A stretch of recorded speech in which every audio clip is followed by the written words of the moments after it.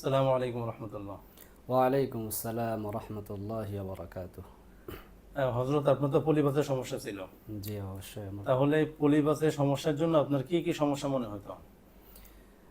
Polypus বলতে আমার ছোটোবেলা থেকে ঠান্ডার সমস্যা ছিল। তা ঠান্ডার জন্য আমি ইতিপূর্বে প্রায় 3-4 বছর হোমিও ওষুধ খাইছি ধারাবাহিকভাবে।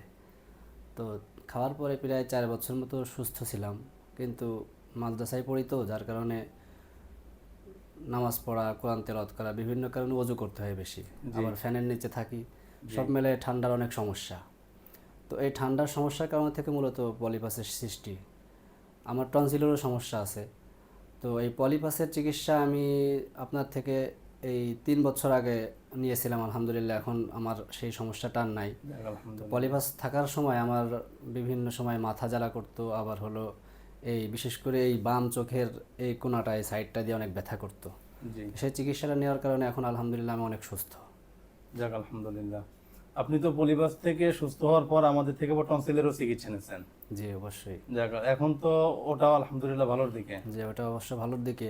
এখানে আর একটা কথা বলি, আমি 3 বছর মতো আগে যখন আপনার থেকে চিকিৎসা নিছি, জি তো আমার দেখা দেখি আমার অনেক মুসল্লি ছিল, আমি তখন আবুল খের গ্রুপে নামাজ পড়াইতাম।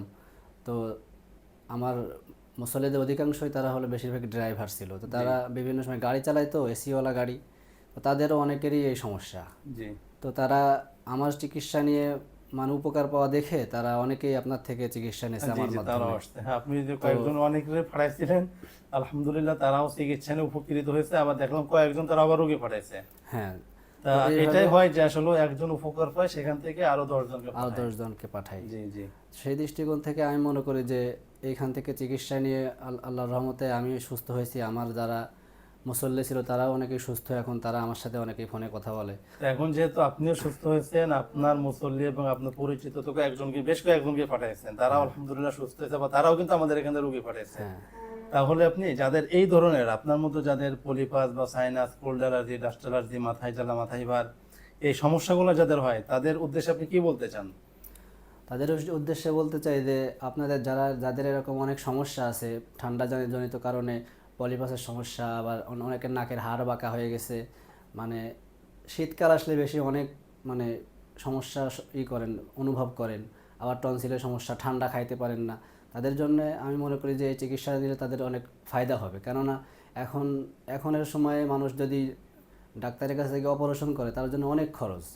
তা এটা আমার একটা সমস্যা, যে সবারই হয় কম বেশি, মধ্যবিত্ত হোক বড় লোক হোক সবারই হয়। তো এই হিসাবে এখান থেকে চিকিৎসা নিলে আপনি কম খরচের মধ্যেই অনেক সহজেই সুন্দরভাবে চিকিৎসা নেবেন। এর মধ্যে কোনো মানে আপনার জটিলতা নাই যে আপনি চিকিৎসা নিয়ে কোনো রকম সমস্যায় পড়বেন, এরকম কোনো কিছু নাই।